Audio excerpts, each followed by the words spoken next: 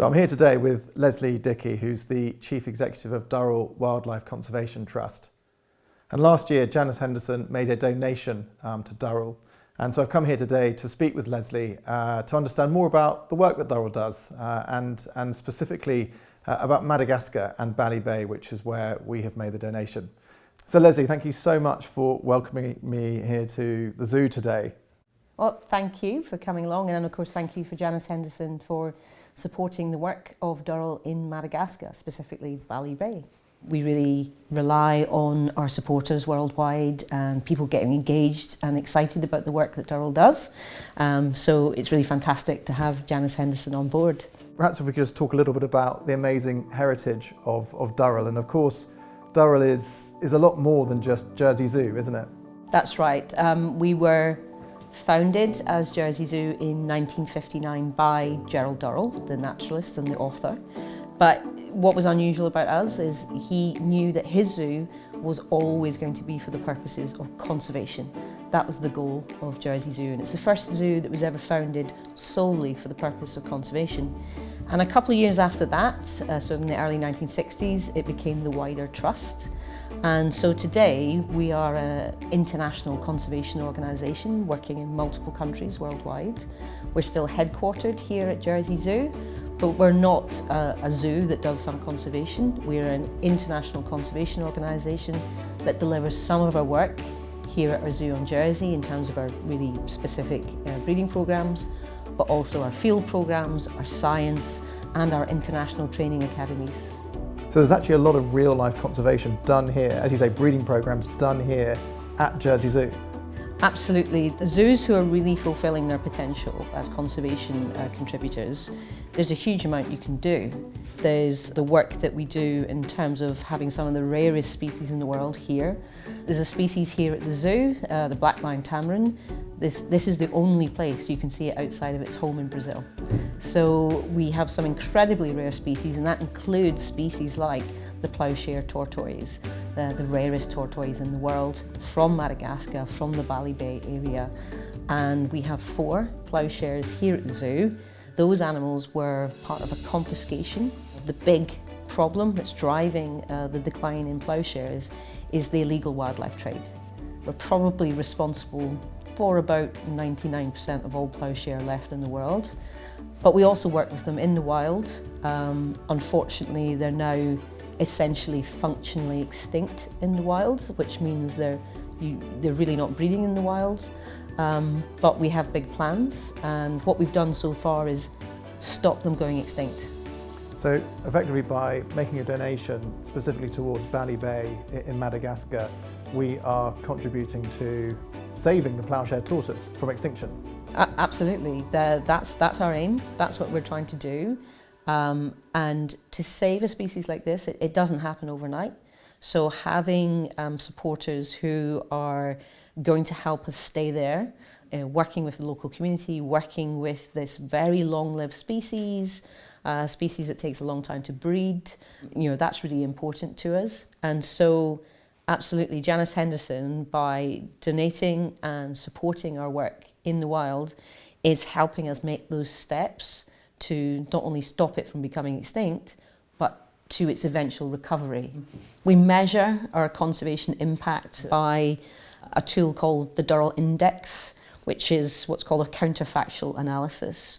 So it's essentially looking at all the species we work in and asking the question, what would have happened if we had never been here? So you do a reverse analysis, and it shows that we have saved multiple species, so it's called avoided extinction. We choose species that are highly at risk, and we apply all our skills and knowledge to species where maybe others might think there's no chance. And just in terms of Madagascar as well, because it's obviously this very large island off the coast of Africa, but beyond that, my impression is that not many people know about Madagascar or how important it is, and you've been there a long time, haven't you? Yeah, we've been there decades, and Madagascar is one of the largest islands of the world. It's an enormous island, it's about 1,500 kilometres in length. It's an extraordinary island. It's one of the hotspots of biodiversity of the world. There's large numbers of animals there that are found nowhere else on Earth. And that's what makes it really special from a biodiversity perspective. You know, if we lose the species of Madagascar, we're losing tens, hundreds of millions of years of evolutionary history. But Madagascar as a country has lots and lots of challenges for its people. It's socially disadvantaged, it's financially, economically disadvantaged, it has harsh climates, it's suffering from drought in the west coast. There's lots of challenges for the people of Madagascar. That's why not only do we work with species, but we work with the people as well. So we try and do conservation in a very holistic manner.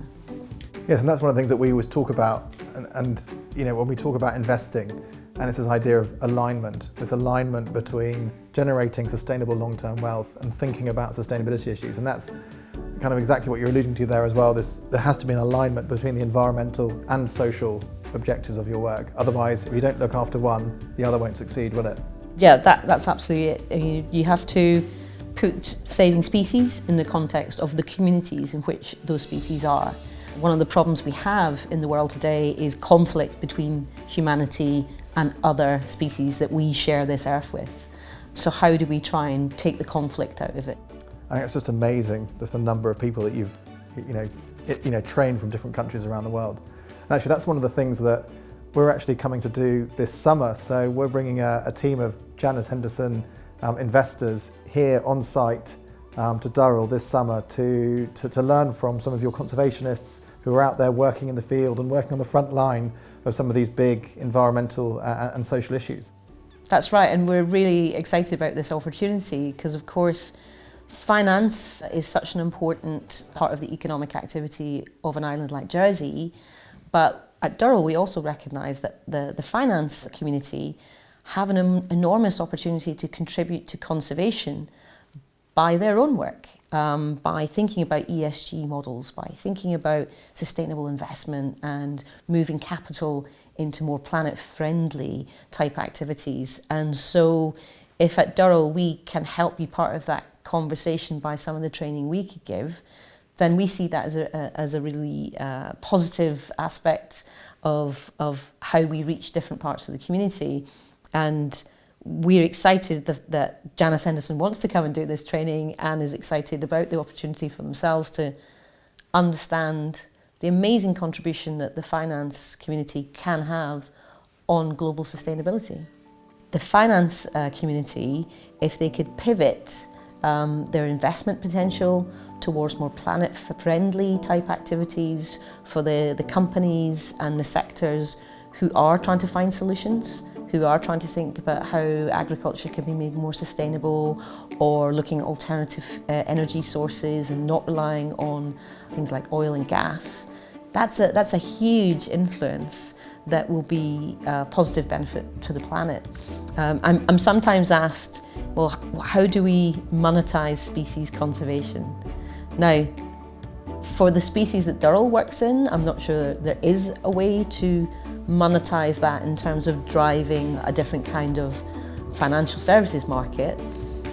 But what species conservation has to rely on is a stable climate, overall better habitat management, more sustainable agriculture, less demand on the world's last wild places.